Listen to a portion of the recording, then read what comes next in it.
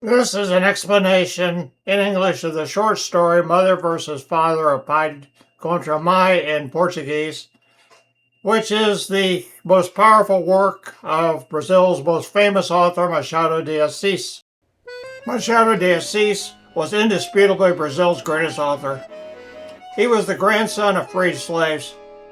This slave ancestry is likely what inspired this powerful work, which is much like Uncle Tom's Cabin in the United States, in that it exposed in a very graphic way the incredible cruelty of slavery. Brazil was the last country in the Western world to abolish slavery. Nearly 5 million Africans were brought to Brazil as slaves. It wasn't until 1888 that Princess Isabel decreed the end of Brazilian slavery with the Lei Áurea, or the Golden Law in English. Even though Machado wrote Pai contra mãe in 1906, some 17 years after slavery ended in Brazil, the work is clearly intended to graphically show the everyday horrors of slavery. The story is set in Rio, close to the end of the reign of Pedro II. At that time, Brazil still had slavery, along with all the incredible cruelty that accompanied it. What makes this work so powerful is that Machado does not challenge the institution of slavery directly.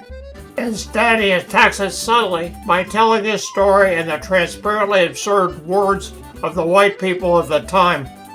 To do this, Machado parrots with almost comical irony the ridiculous terminology that these whites used to accept or ignore the merciless cruelty to the slaves around them that was just a part of their everyday lives. In this way, Machado describes the completely dehumanizing acceptance by the whites of Rio of the way slaves were openly brutalized all around them. Speaking in the words of a white person of the time, Machado writes that slavery brought with it certain devices. For example, the neck iron and the leg irons. Further, when their slaves drank alcohol, one of these devices was the iron mask their owners forced them to wear to help them lose the vice of drunkenness. Machado noticed that it also occasionally happened that slaves got beatings.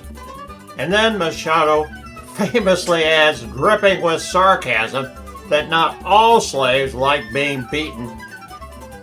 Now, a good illustration of just how sick slavery was, notice that it is a black man who is administering that beating in that painting. Still speaking caustically in the voice of the white owners, Machado continues that it was a problem that slaves frequently ran away because not all of them liked slavery. Therefore, the capture of runaway slaves was a vocation of the time. Now notice the subtle way that Machado puts this. It is not people who are creating this horrible vocation. It's the institution of slavery that creates it.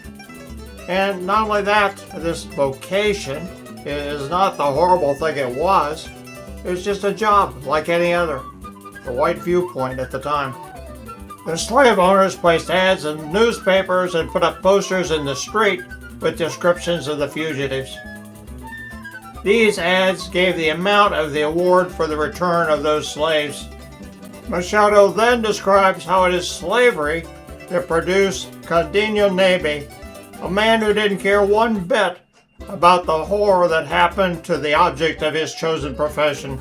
So, the story tells the merciless thing that Candinho, the father of the story, does to the runaway slave Arminda, the mother of the story, without any remorse whatsoever.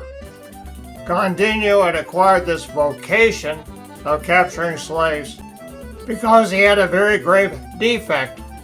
He couldn't stand a regular job. Again, the white point of view, he's not lazy, it's a defect. Even so, Candinho fell in love with the maiden Clara. The fact is that no other man had ever shown any serious interest in Clara. Machado wrote, when the maiden saw Candinho Neves, she felt that he was the one, the possible husband, the true and only husband. Unfortunately, there appeared a lot of other slave hunters in the street, Due to all the competition, he stopped earning. Soon, he was penniless. Candinho and Clara got married anyway. When they married, Candinho had no income, only debts. Clara got pregnant. However, a short time later, their landlord evicted them. Monica, Clara's aunt, found a temporary place for them to live. The baby arrived. However, Monica warned them that the child was going to starve. She told them to save the baby, they had to take it to the foundling's wheel, where the child would be well cared for. The foundling's wheel was a mechanism used to surrender the recently born to the care of charitable organizations. With a broken heart, Candinho carried his baby in the direction of the foundling's wheel.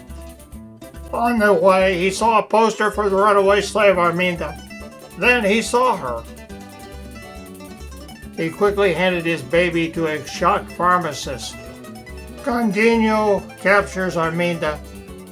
Then he discovers that she is pregnant. She implores him to let her go. She tells him that her master is very cruel and that he will beat her. He answers that she deserves a beating for running away.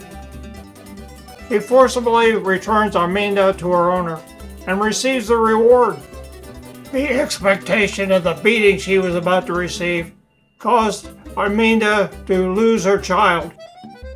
Candinho felt no guilt whatever. Not all children make it, he said indifferently. He went back and got his baby. Candinho proudly showed the money to Aunt Monica, who was very impressed and overjoyed. She was also completely indifferent to what Candinho had done to earn it. However, the reward is so great that Candinho can keep his child. That is Machado's happy ending. But at what price, he suddenly asks you. Thanks for watching.